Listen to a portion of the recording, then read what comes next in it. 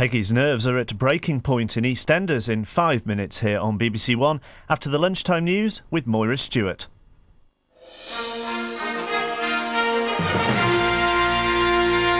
Good afternoon. The Prime Minister of Japan has expressed his support for the Peruvian government's handling of the hostage crisis in Peru. Peru's President Alberto Fujimori said he won't use force against the rebels if they surrender their weapons and release the 350 captives being held at the Japanese ambassador's residence. Peter Morgan reports from Lima. On 24-hour news, the strongman of Peruvian politics was standing firm. He said the guerrillas were making a mockery of negotiation by holding a rifle to the necks of the hostages. A special mass in Lima was held to pray for peace. The president says he'll only rule out the use of force if the revolutionaries lay down their arms. He's not prepared to consider the guerrillas' demands until then. It looks like deadlock, but worshippers here remain hopeful. To tell you the truth, I expect that the army won't attack the embassy. That's the main point. If they don't do that, everything can come okay for us. The guerrilla leader says he's prepared to release more people, but that the fate of the captives remains in the government's hands.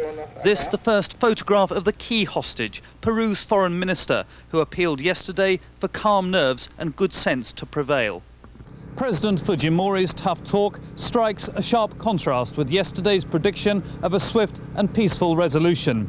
Left to sweat it out are the hostages whose lives remain at stake in this most dangerous standoff. Peter Morgan, BBC News, Lima. A prayer vigil has been held for 2 British men and their 2 travelling companions who've been held by rebels in Kashmir for 18 months. The former Beirut hostages, John McCarthy and Terry Waite, took part in the service at a church in Lancashire.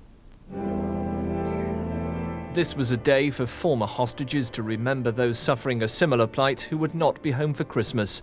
John McCarthy and Terry Waite joined the congregation at a Blackburn church in a special service for Paul Wells and Keith Mangan, who've spent 537 days in captivity in Kashmir.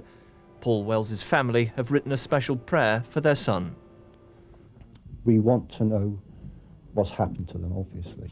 So this is going out, hopefully, over the World Service as a form of an appeal to the people of Kashmir for their help. Congregations across the country are showing their support by lighting candles and saying prayers. Paul Newman, BBC News. The Prime Minister has said people should enjoy Christmas this year and look forward to the best economic prospects since the war. Mr Major urged Labour to step out of the gutter during the run-up to the general election. Labour accused him of negative campaigning. As festive shoppers hit London's high streets, the government is feeling the impact of allegations about Tory funding, problems with the Ulster Unionists, and one MP threatening to resign. Just another weekend, in other words. But the bustling economy has given Mr Major a bright side to look on. With the help, the activities, and in some cases the forbearance of the British nation, we have got ourselves in the best economic position for generations. Now we need to keep it. We need to keep it. People can enjoy their Christmas this year. They've earned it. They've had a tough time, but they've earned a good Christmas with better economic prospects. I didn't know Christmas was dependent upon the Tories, but I was very worried up to yesterday in case we weren't going to get it. This man's a kind of Walter Mitty. I mean, the things he says you can't believe any longer, and certainly on the economy. But the Prime Minister said if the opposition wanted voters' support, they would have to raise their campaigning from the gutter. I'm not going to accuse the government of being in the gutter at all. I think at Christmas time and at New Year and then on to the election, they want a campaign fought on policies. The big Christmas puzzle is when that campaign will start. Mr Major's ability to wait until May is increasingly being questioned. England's cricketers have been left a target of 205 to win the first Test match against Zimbabwe in Bulawayo. They dismissed the home side for 234 in their second innings. The vision of victory, which had materialised before English eyes, immediately came into sharper focus when Phil Tufnell tempted Brian Strang into a rash stroke. But thereafter, it began to fade away. That it did was down to the refreshingly positive approach of Andy Waller, whose answer to English pressure was to bludgeon it away. At the other end, Guy Whittle also caught the mood, as England's lack of penetration was exposed once more. Eventually, Gough extracted sufficient life from a flat pitch to remove Waller for 50. But Whittle went on to his own half-century, taking Zimbabwe ever nearer safety. When finally he went, splendidly taken by Croft, England were left with a victory target of 205. Their intention of going for them was immediately signalled by Nick Knight. Although he soon lost Atherton, England are still going well.